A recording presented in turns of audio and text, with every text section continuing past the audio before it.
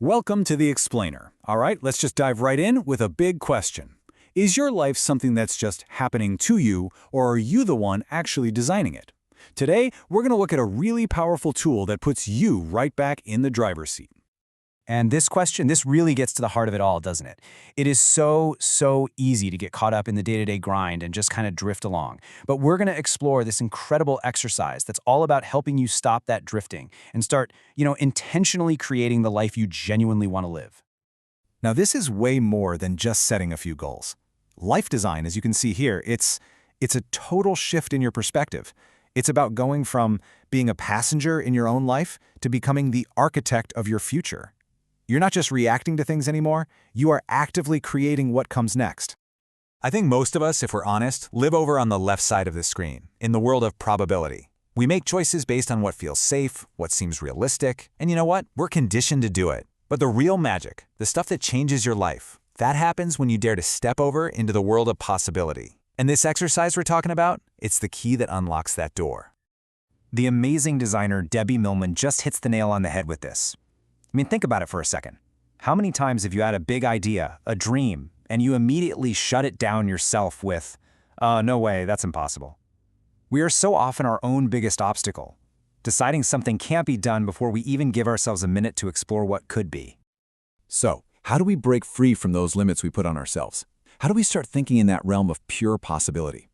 Well, it all starts with a very specific tool, a plan that has a really fascinating and, more importantly, a proven history. And listen, this is not some fleeting self-help trend. As this timeline shows, this method has a serious pedigree. It started with the absolute legend designer Milton Glaser way back in the 1950s. Then, decades later, it was famously used by Debbie Millman, who says it completely transformed her entire career and life. And here is the proof of just how powerful this is. This number is just incredible. After doing this exercise for the very first time, Debbie Millman went on to achieve a staggering 80% of the life she dreamed up on that piece of paper. I mean, wow, that's what happens when you design with real intention. So, you've seen the proof, right? You've seen that it works. Now let's get into the nitty-gritty, the method itself. I'm going to walk you through the exact steps so you can build your very own remarkable 10-year plan. You know, the beauty of this whole thing is just how simple it is. As you can see, it's really just 3 steps. Find a space, write a very specific opening line set 10 years in the future, and then just describe your ideal day. But don't let that simplicity fool you. This little writing exercise can be a profoundly transformative journey. Okay, so the journey starts the second you wake up, 10 years from today. You open your eyes. Where are you? And I mean really visualize it. Are you in a bright city apartment with sunlight just pouring through huge windows? Or maybe a quiet house in the country where you can smell the pine trees? You got to paint a vivid picture of your home.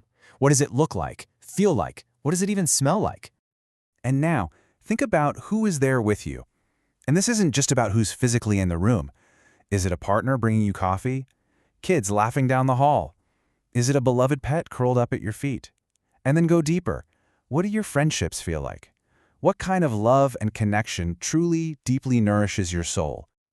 So, in this ideal future, a decade from now, what have you become an expert in? What skill have you practiced so much that you've truly mastered it?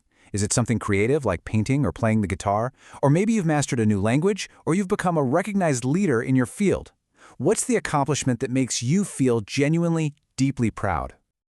Okay, now this might be the most important question of the entire exercise. So take a breath and really let this one sink in.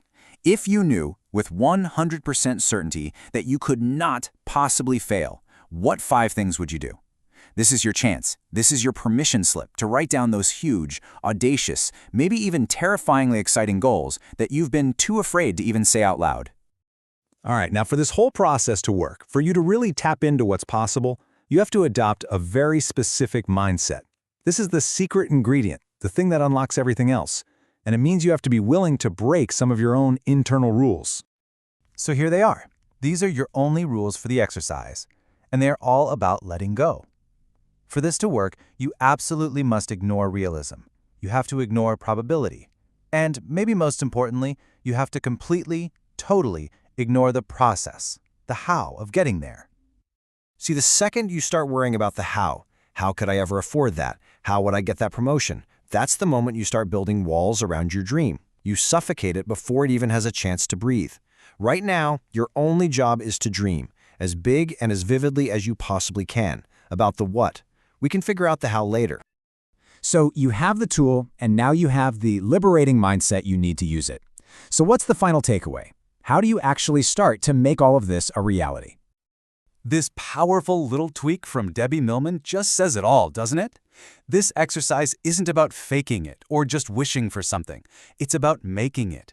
It's about actively building and creating and working toward that vision you wrote down, piece by piece, decision by decision, until one day you look around and it's become your reality. And that brings us right here to the final, most important question. Really, it's the only one that matters right now. If not now, when? Thanks for tuning in.